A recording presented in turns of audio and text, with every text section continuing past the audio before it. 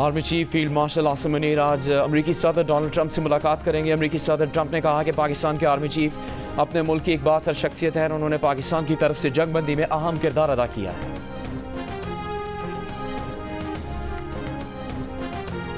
वज़ीर आज़म शहबाज शरीफ की army chief field marshal Asim Munir की अमरीका में मुकीम पाकिस्तानियों से खिताब की तारीफ। काबीना इजलास में वज़ीर आज़म ने कहा कि आर्मी चीफ ने पाकिस्तानी बिरादरी से खिताब में पाकिस्तान की सरहदों और मफादात के दिफा के लिए पुख्ता आज़म के इजहार पर फील्ड मार्शल को खराज तहसीन पेश किया है।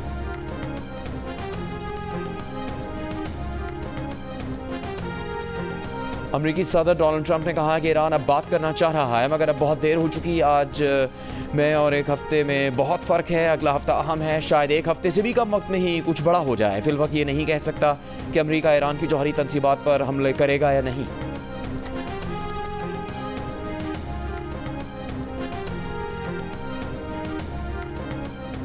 ईरान के सुप्रीम लीडर आयतुल्लाह ख़ामनेई ने अमरीका पर वाज़ेह किया है कि धमकियां उन्हें दो जो डर जाएं। ईरानी कौम डिक्टेशन और धमकियों के आगे झुकने वाली नहीं। अमरीका जंग में कूदा तो इसे ईरान से ज़्यादा नुकसान होगा। ईरानी मुसल्लह फौज तैयार है। इसराइल ने बड़ी गलती की, इसे सज़ा ज़रूर मिलेगी।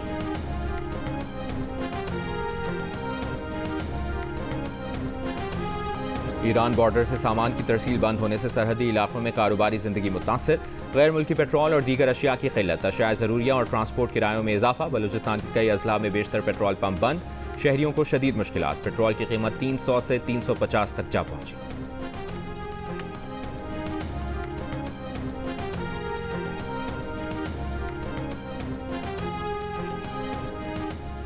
ईरान पर इसराइली हमलों और तनाज़े में शिद्दत के खदशात पर चीन की अपने शहरियों को ईरान छोड़ने की हिदायत।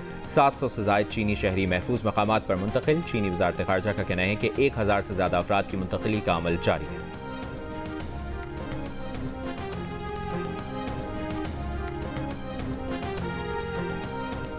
डूम्सडे तैयारे की वाशिंगटन डीसी आमद। मशरिक़ वुस्ता में कशीदगी के दौरान अमरीकी दिफाई अलर्ट में इजाफा।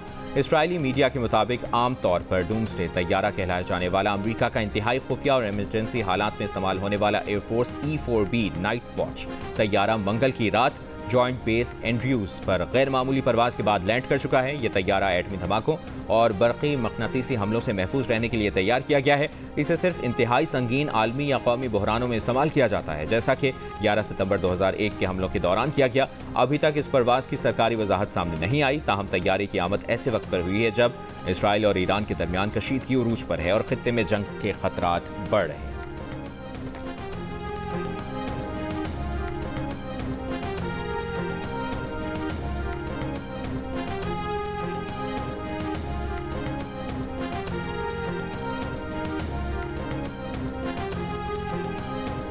इसराइल के दिफाई एरो मिसाइल इंटरसेप्टर्स की मिकदार कम हो रही है। अमरीकी अखबार वॉल स्ट्रीट जर्नल की अमरीकी ओहदेदार के हवाले से रिपोर्ट में कहा गया है कि अमरीका इस मसले से आगाह है और ज़मीनी, बहरी और फ़ज़ाई निज़ामों के ज़रिए इसराइल के दिफा को मजबूत कर रहा है। रिपोर्ट के मुताबिक इसराइल के दिफाई एरो मिसाइल इंटरसेप्टर्स की मिकदार कम होने से ईरान से आने वाले तवील फासले तक मार करने वाले बैलिस्टिक मिसाइलों का मुकाबला करने की इसराइली सलाहियत पर खदशात पैदा हो गए।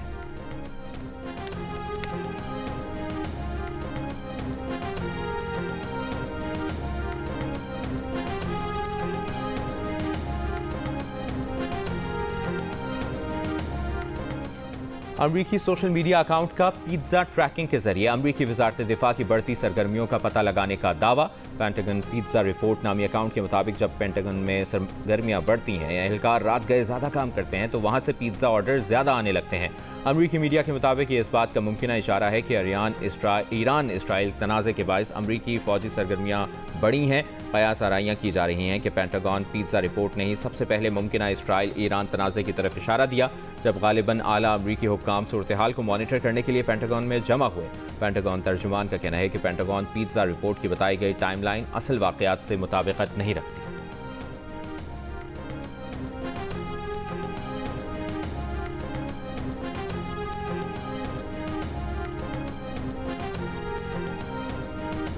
अमाराती सदर शेख मोहम्मद बिन जायद अल नहयान का ईरानी सदर मसूद पेज़ेश्कियान से टेलीफोन पर राबता। ईरान के साथ यकजहती का इजहार। मशरिक़ वुस्ता की सूरत हाल और इलाक़ाई अमन सलामती पर संगीन असरात पर तबादला ख्याल। अमाराती क़यादत का खित्ते में अमन व इस्तेहकाम की बहाली के लिए इक़दामात जारी रखने का आज़म। अमीर कतर को ईरानी सदर मसूद पेज़ेश्कियान का ख़त भी मौसूल। क़तरी वज़ारत ख़ारजा ने ईरानी सदर के ख़त के मंदरजात ज़ाहिर नहीं।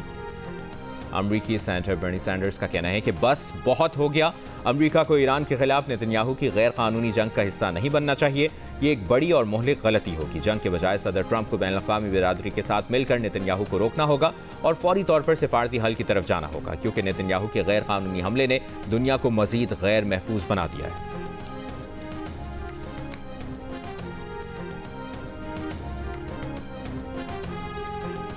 नोबेल इनाम याफ्ता समाजी कारकुन मलाला यूसुफ़ज़ई ने मशरिक़ वस्ता में जारी कशीदगी में अमरीकी किरदार मायूस कुन करार दे दिया। कहा, इसराइल ईरान जंग और गजा में जो कुछ चल रहा है इसमें अमरीका का किरदार इंतहाई मायूस कुन है। अमरीका के पास जो ताकत या असर है वो अमन इस्तेहकाम के क़याम और इंसानी हुकूक़ की हिफाजत करने में नाकाम रहा है। मलाला यूसुफ़ज़ई ने उम्मीद जाहिर की कि अमरीका गजा में जारी नस्लकुशी पर कुछ करेगा और इसराइल को जंगबंदी पर आमादा करेगा।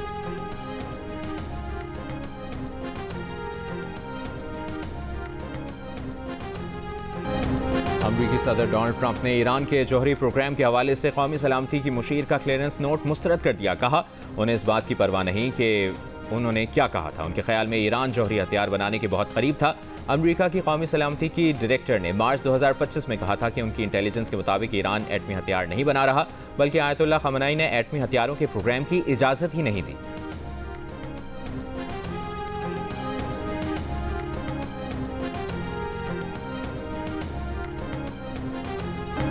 इस्राएली वज़ीर आज़म नेतन्याहू ईरान के जल्द ही एटम बम बनाने के दावे 3 दिहाइयों से करते आ रहे हैं। 1992 से 2025 आ गया मगर ये दावे सच साबित ना हो सके। ईरानी वज़ीर ख़ारजा भी कह चुके कि नेतन्याहू ने अमरीकी सदूर को तकरीबन 3 दिहाइयों तक अपनी जंगें लड़ने का झांसा दिया। नेतन्याहू अब एक और अमरीकी सदर और अमरीकी टैक्स दहंदगान से खेल रहा है। इसराइली हमलों का मकसद ईरान और अमरीका के दरमियान डील को ख़त्म करना है। अमरीकी टीवी शो के मेज़बान ने भी नेतन्याहू की मुसलसल खाम ख्याली के वीडियो क्लिप्स शेयर किए।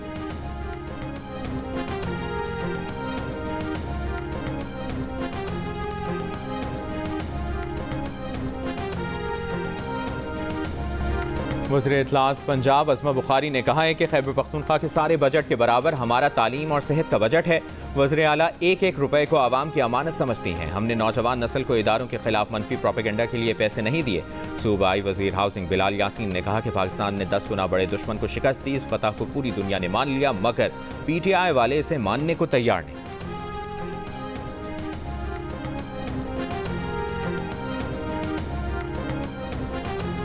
स्वात के माथे का झूमर दरियाए स्वात, सयाहों और होटल्स इंतजामिया की लापरवाही और हुकूमती अदम तवज्जुही के बाइस गलाजत का ढेर बनने लगा।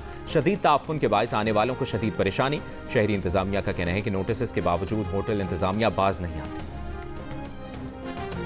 उन्जा की अताबाद झील में सीवरेज का पानी छोड़ने वाले होटल का एक हिस्सा सील। जियो न्यूज़ की खबर पर Gilgit Baltistan environmental protection agency का फौरी एक्शन। होटल इंतजामिया को 15 लाख रुपए जुर्माना भी आयद किया। झील में होटल की गंदगी और फुजला फेंकने की शिकायत करने वाले गैर मुल्की सयाह ने फौरी कार्रवाई पर इंतजामिया का शुक्रिया अदा किया।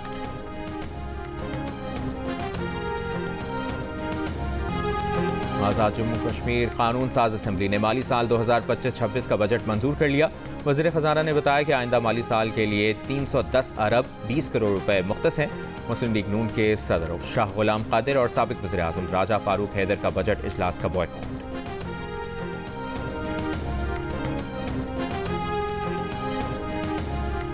पीपल्स पार्टी के नायब सदर शहरी रहमान का बजट के हवाले से पीपल्स पार्टी की तजावीज़ मंजूर करने पर वफाकी हुकूमत का खैर मकदम। एक बयान में वफाक का शुक्रिया अदा करते हुए कहा कि हुकूमत ने यूनिवर्सिटीज़ के बजट में कटौती का फैसला वापस लेकर 4.6 अरब बहाल और सोलर पैनल्स पर टैक्स 18% से कम करके 10% कर दिया। PIDCL के तहत सिंध के मंसूबे सिंध के पास ही रहेंगे। डिजिटल टैक्स वफाकी हुकूमत के बजाय सूबाई हुकूमत ही वसूल करेगी।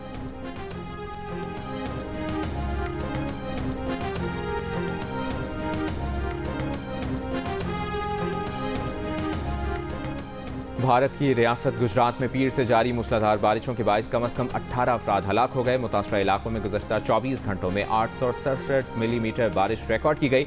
हुक्काम के मुताबिक हलाकतें आंधी, आसमानी बिजली गिरने और मौसम की शिद्दत से इमारतों के गिरने जैसे वाक़यात में हुई। सड़कों पर पानी जमा, कई गाड़ियाँ पानी में डूब गई।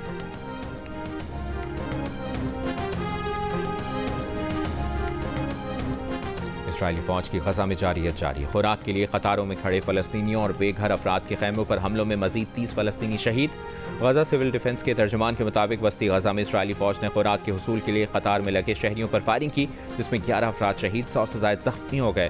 तर्जमान के मुताबिक 19 मजीद फलस्तीनी हमलों में उस वक्त शहीद हुए जब उनके घरों और खैम बस्तियों पर बमबारी की गई। अरब मीडिया की रिपोर्ट के मुताबिक गुज़श्ता रोज़ इसराइली फौज ने इमदाद के मुंतज़िर 70 फलस्तीनियों को शहीद किया, जबकि सैकड़ों अफराद जख्मी हुए। गुज़श्ता रोज़ मजमूई तौर पर 89 फलस्तीनी शहीद हुए।